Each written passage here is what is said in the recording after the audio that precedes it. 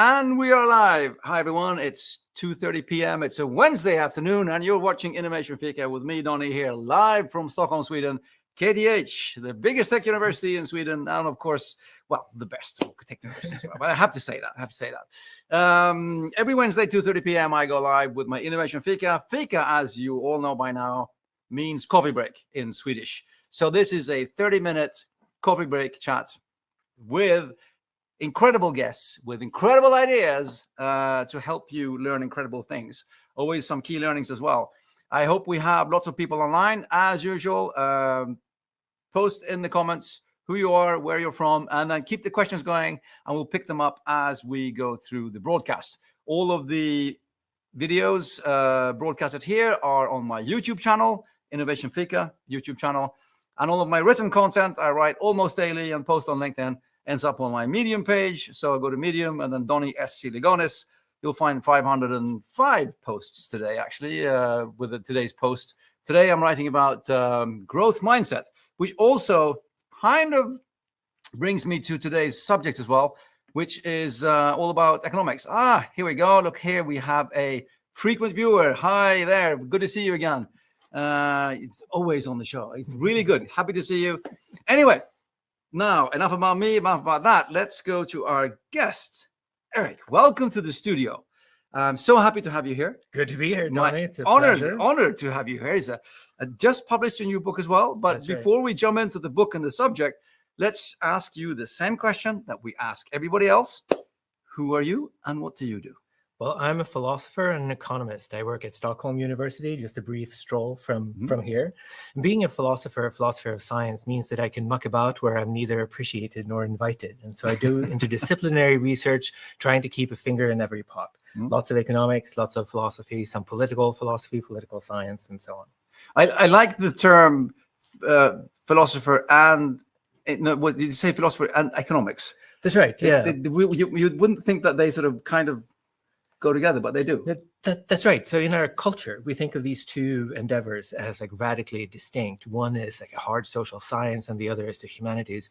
But in reality, like these two disciplines are actually quite close together. So historically, they all came out of moral philosophy, right? And the split was quite recent. In terms of subject matter, economists and philosophers are often working on the same things, like rationality, welfare, questions of social order, and so on. And then it turns out that we use many of the same ideas and tools. We use formal modeling, abstract argument, game theory, decision theory, and so on, like in so many different ways. We do the same thing.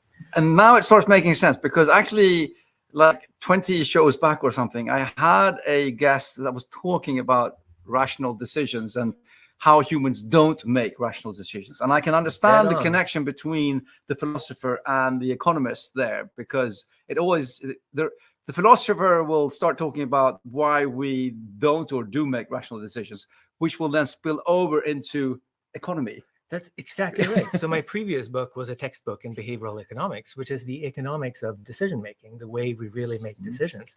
And what you find, obviously enough, right, not surprise to anyone, is that people don't always make optimal, perfect decisions. And that raises two kinds of question, right? One is that what ought people to do, which is a normative philosophical question. And then what do they really do? And under what circumstances do these things come apart? And what can we do to provide conditions such that people will approach the ideal? And so this is a perfect example of a domain where the philosophical and the scientific are like perfectly intertwined. In a way, you can't do the one without the other, or that's my view. Fascinating. And I know that you've just, it was like yesterday you had a launch party, I think. That's right. Yeah. Last night here in Stockholm, we had a book launch event. A whole new book. And the book is actually called How Economics Can Save the World. Right? That's right. It's very modest. It is very modest. And I have an image of it here. There's the cover. How Economics Can Save the World. A very modest, humble book by Erik Angner. You don't want to read too much into the title. So the idea is that economics can help us build a better world and live better lives in much the same way that modern medicine can cure a disease. Yeah. Right? It's true that it does that. It doesn't do it on its own or magically or in the manner of a magic wand, but in the right hands, applied in the right way, sort of judiciously and with attention, we can use these tools to improve things. And the same thing is true for economics. Now, the background is that we live in this era of like widespread science denial and fact resistance and so on. And so there's a movement that sort of undercuts the ability of a social and behavioral science to do something for us. And what the book is trying to accomplish is to say, no, hold on for a second, right? We should be skeptical of economists that appear in the media and so on. But there are ideas here that are actionable, practical, that you can use in your life starting today, and that we can use in our political endeavors. Yeah, and I actually, I had a pre-release copy of the book, and I read through it as well. And I do like the titles of the chapters, because it's how to eradicate poverty, how to save the climate, how to lots of sort of how to's. And it actually is a very, in my perspective, then as a layman, because I'm not I'm a consumer with money kind of thing.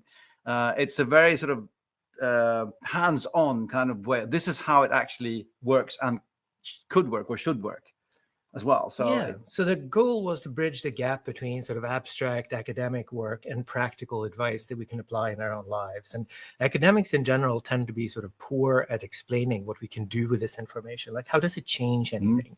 Oftentimes we say something hand-wavy by the end, but we don't spell it out for people. And then sometimes we're upset that like the general population out there isn't taking to heart what we have to say. Right? Don't get it. But if you publish 25 pages in the Journal of Philosophy, they're not going to get it, right?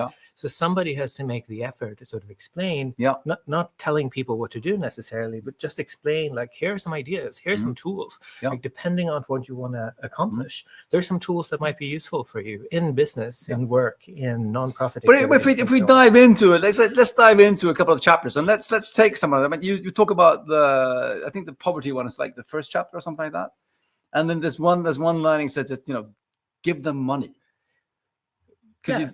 So if you listen to like public discourse about poverty and anti-poverty programs and so on, you get lots of politicians saying, oh, well, we want to do good for the poor.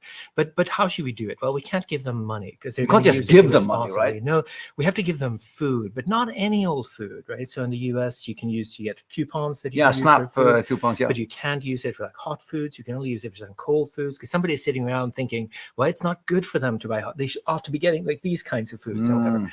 But then economists have studied, like, what do people do if you give them money in Western countries, in the developing world, and so on? And overwhelmingly, the conclusion is that people use the money wisely. If you try to distribute wheat or something, right, you can do that, but it's hard to distribute wheat. It goes bad. Money distributes easier than wheat. Money is a lot easier to distribute, and it turns out that people do not, in general, spend it on tobacco and alcohol and gambling and let their kids starve. Which, of course, that side of the opinion will say that because I spent a year in the US, and we'll take it as an example now. Other countries, of course, but there's the not so liberal movement. They are very strong, opinionated about everybody should, that you have to work for it. You can't just give people money, and if they don't have it, they don't deserve it. Right. It's a kind of very hard sort of. And you have to make life harder for the poor, right? That's the upshot of many of these interventions. But what the science seems to say, and what the scientists believe, is that just giving people money is the best thing you can do. And moreover, like, you might think of like anti-poverty programs as sort of a left-wing project, but somebody who was in favor of giving poor people money, it was Friedrich von Hayek, who's an icon in the libertarian and conservative movement to this day, and who was a friend and admirer of Thatcher and Reagan and so on. So this is an idea that transcends left and right, and that people ought to be able to rally behind. Yeah.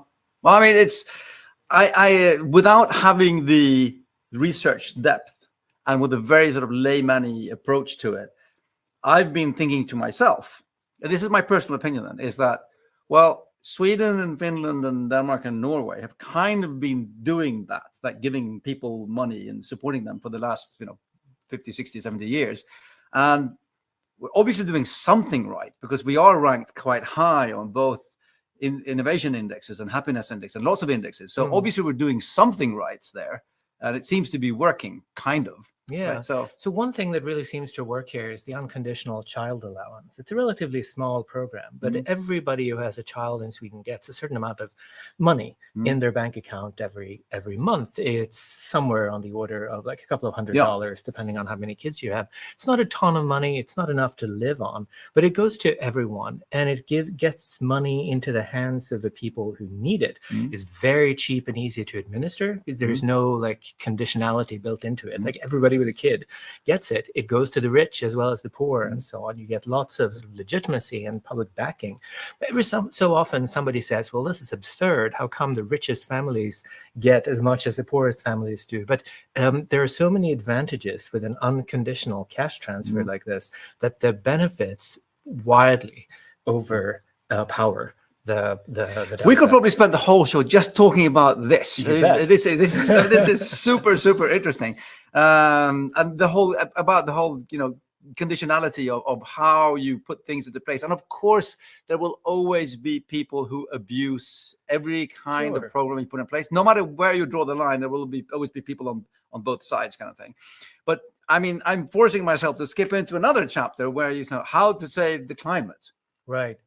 Yeah, no, so massive problem, right? Seemingly untractable. And obviously, there's no one solution that's going to fix it overnight. But what's interesting about the economics profession is there is an idea that's been floating around that garners almost unanimous support. So there's a proposal that economists have signed, and you have hundreds, thousands of people signing this. Economists from left and right, very prominent, famous people, Nobel laureates and whatever. And it's effectively to tax the polluters, the oil companies and so on, and then transfer the money to the people who live in the country. Economists refer to this as a Pigouvian tax. It's something you will have read about if you've taken like microeconomics 101. But it's so simple, and it has, I think, a relatively good shot at working. Now, why don't we already do this? Well, there are multiple things going on. So I have colleagues who work on climate change who've never heard of this proposal, right? Word has not gotten out. People who've heard of it might not understand the logic. It just might sound too simple or whatever. But here we have an idea that's actionable. I think plausibly it could be adopted by the countries that are the worst polluters and so on. And, you know, at the minimum, we should contemplate it. It won't replace all the other things we could do for the climate, but it's something we can do on top. And there's a good chance that it'll work. And let's see, what are they called? What's it called in English? Utsläppsrätter. Is that the same kind of thing here we're talking about here? We're not talking about tradable permits. No, okay. So this is just like a tax. This is just a tax based on like how much carbon dioxide you put into the climate. But that sounds quite expensive for the big polluters. It's going to cost, right? Yeah. It's going to give the non-polluters a huge advantage, right? It's going to give an incentive to the polluters to be better, to try to deliver the goods with lower emissions, because right now the problem is that so many of these corporations don't pay anything at all. No, they can pollute quite freely. And it's classic microeconomics 101, right? When you have negative externalities, people produce too much. And so what the tax does is that it incentivizes innovation, it incentivizes the shift from more to less polluting industries, and it's going to punish the people who don't. And then it's going to put money in the pocket of people like you and me. And if we use it wisely on goods that aren't so bad for the environment, we're going to end up being winners here. And so there's a real, win-win, Pareto improvement, as we talk about it in the cards here. Yeah, and on that, when it does, when the like the polluters, the big polluters, when they have an opportunity to run free, and there's no cap, there's no tax, there's nothing, and they see that, hey, I can just do more of this and I'll just get more back, and there's never any sort of limit to it. We've seen a number of examples of how that can go completely haywire. Oh yeah, I mean, there are hundreds of examples of that. There are also some examples of sort of taxation schemes that seem to work quite well. So alcohol taxation, for example, has this general flavor. So the thought is that consuming alcohol is bad for you and it's bad for people around you. And so we put a tax on it. It brings consumption down. People who still need to consume can do it. They're going to pay a little extra. And then the money gets transferred into programs, ideally, for people who suffer the negative consequences. Right? So the basic idea is familiar, although not quite in those terms. Yeah.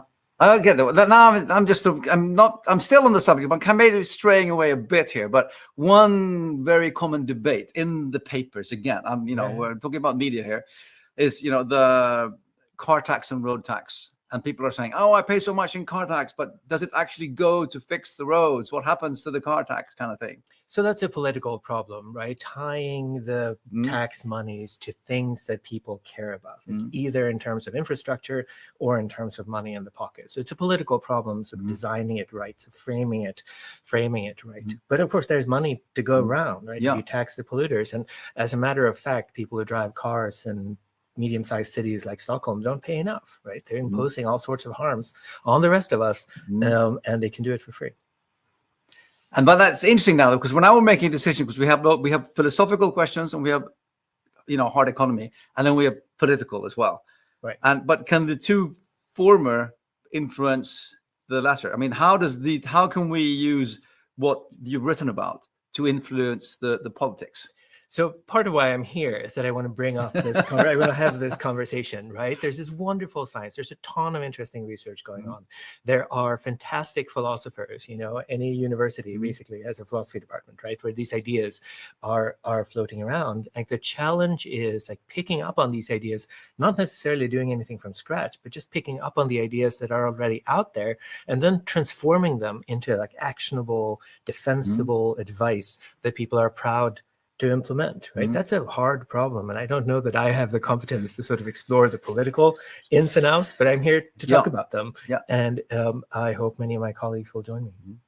And do you think that, this is going to be a leading question here now, but should politicians listen more to philosophers and economists or speak to them at least? Yeah, absolutely. I think the opposite is true too. So I think philosophers and economists should listen more to the decision makers to hear like what their perspective is and what they need, because what we're delivering is very often not what the decision maker needs. If you spent more time talking to each other, if there were more fora where we met, they could tell us, well, here's what I need, X, Y, and Z, and we can think about like, can we deliver that, in what way and in what format, and so on. But on a high level of abstraction, if we're talking about politics, right, and the kind of questions that we discussed earlier,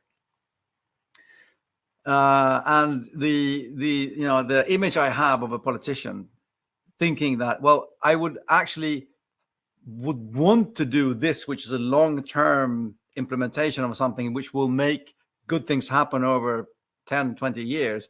But hey, I need to stay in office. I need my votes in. And people don't get 20 years. They only get 2 years. Sometimes I feel like they underestimate the voters a lot. Sure. I think there's a space for both of these conversations, right? As Oscar Wilde put it, right? We have to keep an eye on the stars, right? Even if we live in the gutter, there's something to be said for the broad themes and the big ideas and so on. Then there's also space for a conversation about what's realistically attainable. Like what can we possibly get given the constraints that exist and whatever. And I think we need to be open to having these conversations at the same time. Yeah. But constraints are important, though. I mean, I work with innovation and creativity, and surprisingly, creativity thrives with constraints.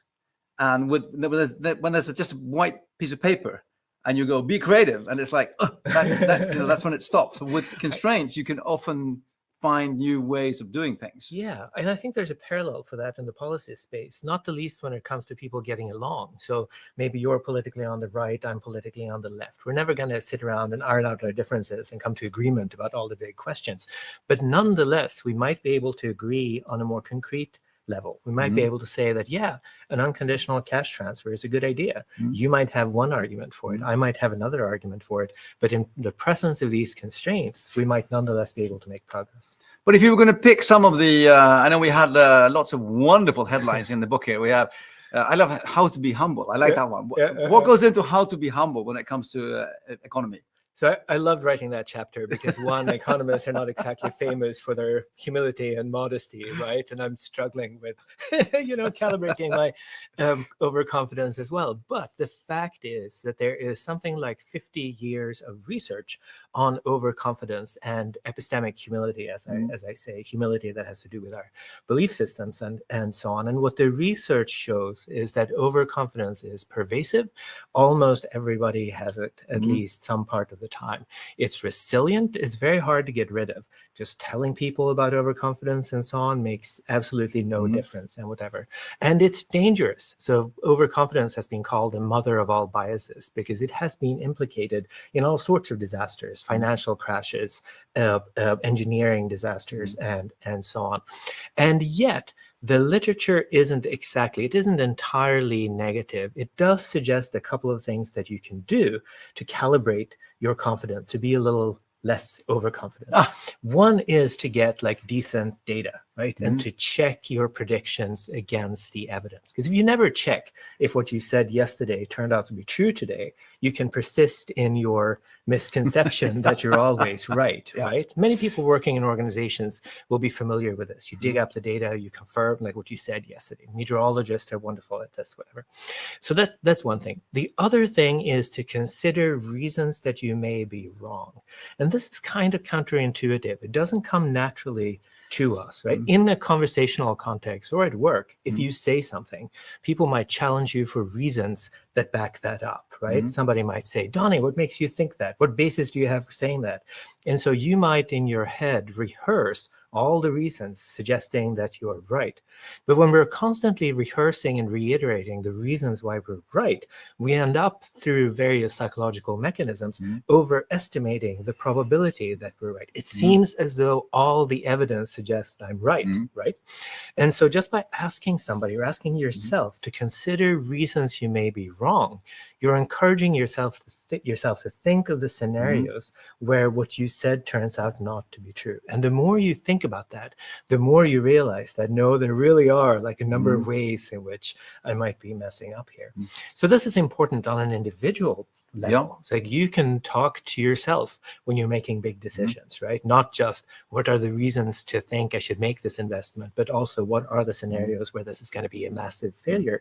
And in an organizational context, you can try to establish a culture where you talk about the reasons you might be wrong. So if somebody's making a presentation, you can challenge them to explain like under what conditions the proposal is going to fail.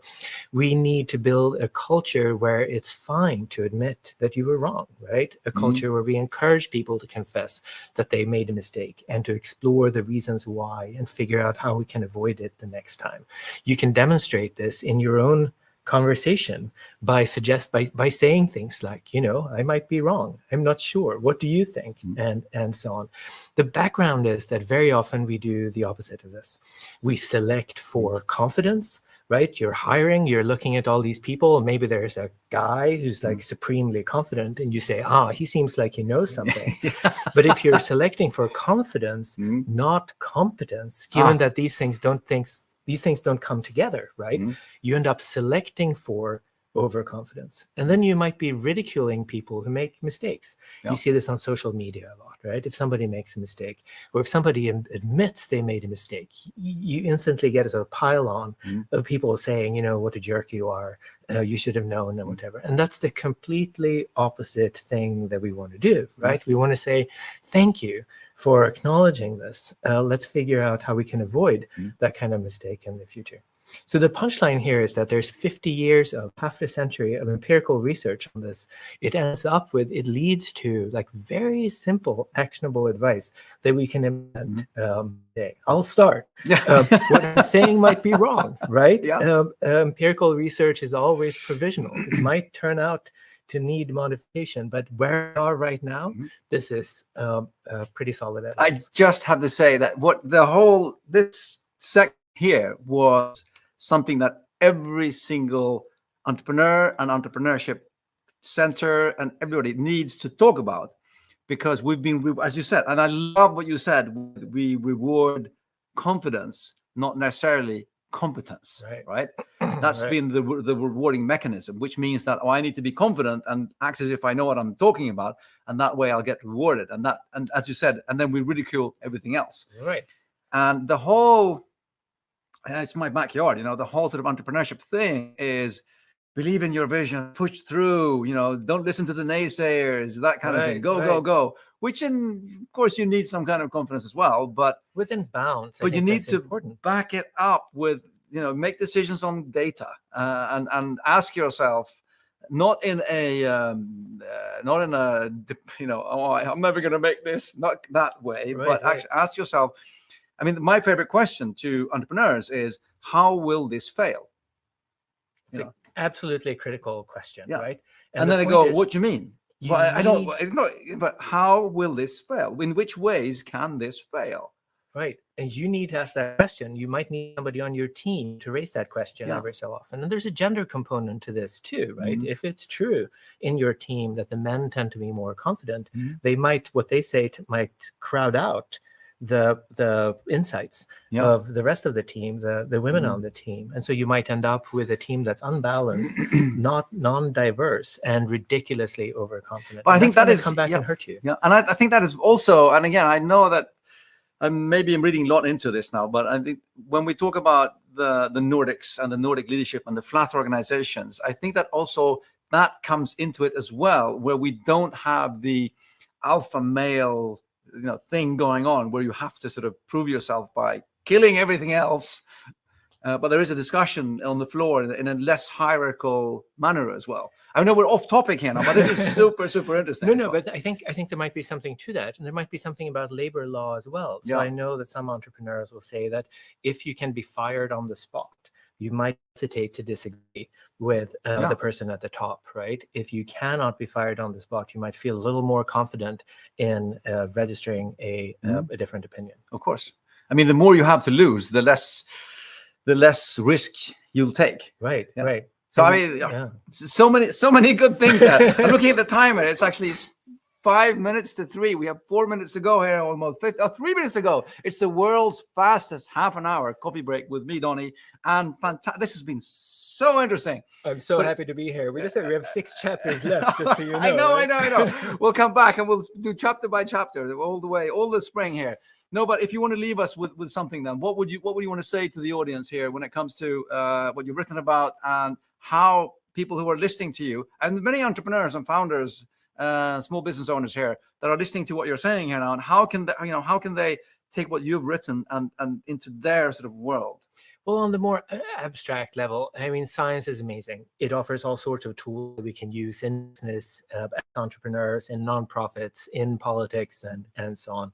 But at a more concrete level, I think the chapter on overconfidence sort of illustrates the point so well. Like, confront your ideas with data. Go out and check. Were you right yesterday when things happened today? And finally, think of reasons you may be wrong. There's always some scenario in which you fail, right? You want to give a little attention to that.